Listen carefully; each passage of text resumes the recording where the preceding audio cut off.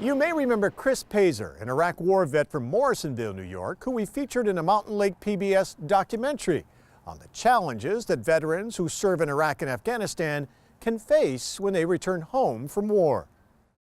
Chris, an Army National Guardsman, was wounded and lost his eyesight in a rocket attack on his base in Iraq in 2004.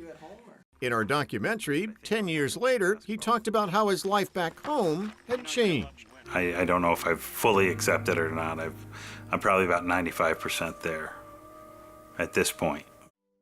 Last year, we profiled Chris in a story on a new equine therapy program that's helping vets. Valerie Ainsworth, who started the program, asked Chris to join her to be one of the guest speakers at this fall's Out of the Darkness suicide prevention walk in Lake Placid that encourages people to open up about their struggles or those of a loved one. I was at Walter Reed, and they told me that I would never be able to see again. They could go in and remove the shrapnel that was there, and maybe I would, maybe I wouldn't, and maybe I wouldn't make it through the surgery because of where the shrapnel was. My wife and I decided that it wasn't worth it. So we came back to the North Country. I decided I'd be a stay-at-home dad, and my wife would continue to work.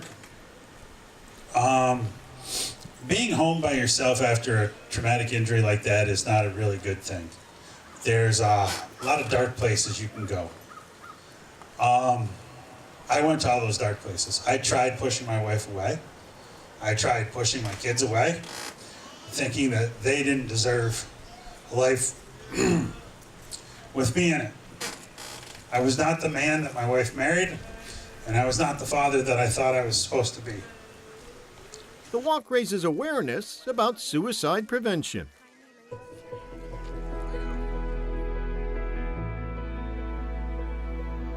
And Chris Paiser joins us now. Welcome, it's good to see you again. Thank you for having me. It's been a few years since we and our viewers saw you in our documentary that aired here on Mountain Lake PBS. In the doc, you talked about the challenges you faced adjusting to life back home with your family and living with your injury. And we followed you down to the VA Medical Center in Albany, where you were being treated, where you were getting eye care, and also where you had therapy for PTSD. Mm-hmm. How has life been in the 4 years since we last saw you?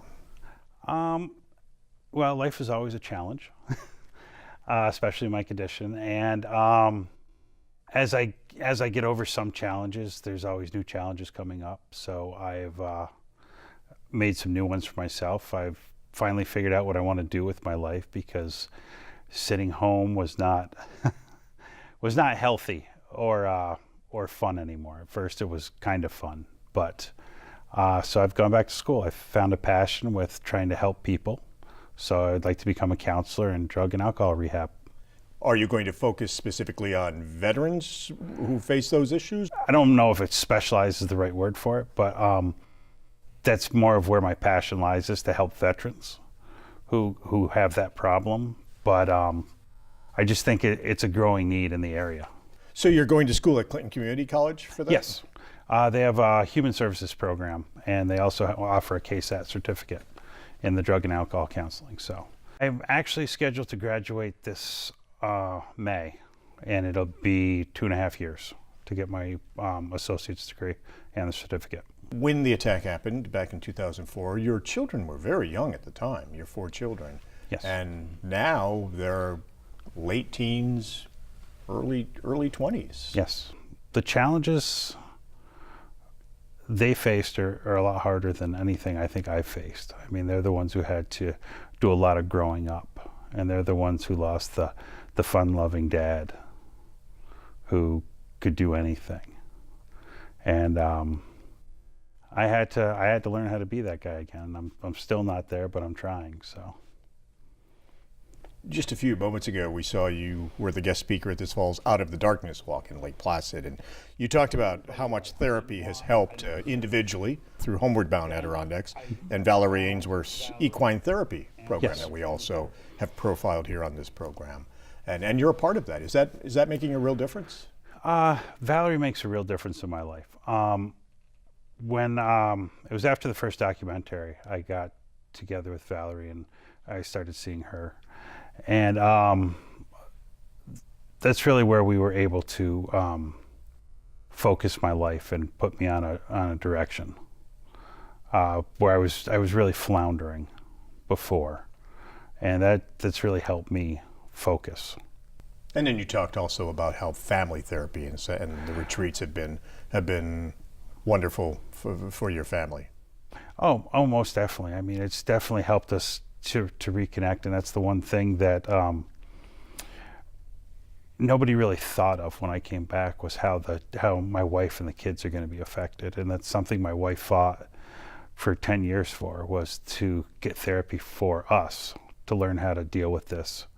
And I mean, she was very persistent, and we finally got through and connected with Valerie. And that's how everything started, was with Valerie and the equine therapy.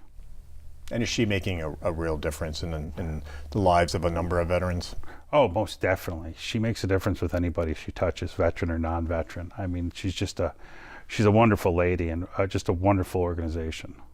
And for you, was much of the struggle the loss of your eyesight and the injuries you were dealing with, PTSD and traumatic brain injury, or was it the how life had changed for your family and everyone having to adjust to your new role?